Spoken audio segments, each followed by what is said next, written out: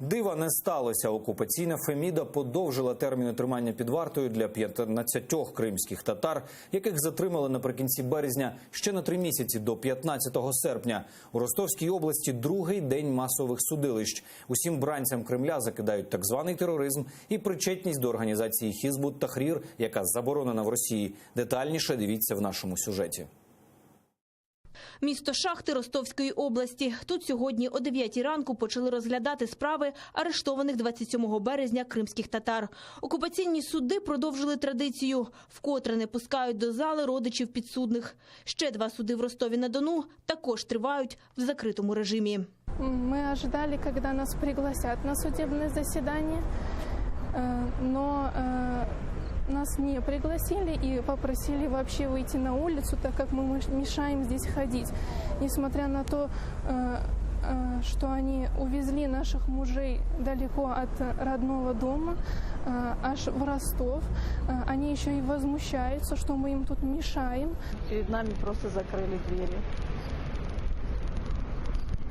Мы знаем, что мы все вместе за детей, за наш народ. Ми всіх любимо, цінимо. До Ростовської області приїхали десятки кримських татар, щоб підтримати бранців. Під будівлями судів вони пишуть скарги на такі несправедливі рішення російської Феміди. Хотим оказать поддержку нашим братьям, которых мы любим, знаем и убеждены, что они никакого отношения не имеют к тем статьям, которые пытаются к ним прилепить. Да, это то, что они экстремисты, террористы якобы или еще что-то вроде этого. Тим часом в окупованому Криму продовжують читати дуа на підтримку бранців Кремля.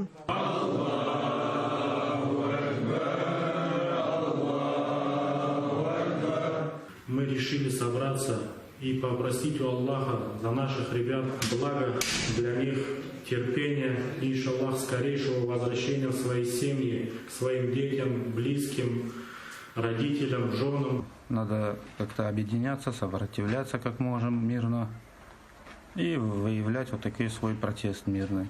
И чтобы по всему Крыму джамат проводил вот такие дуалар, иншаллах,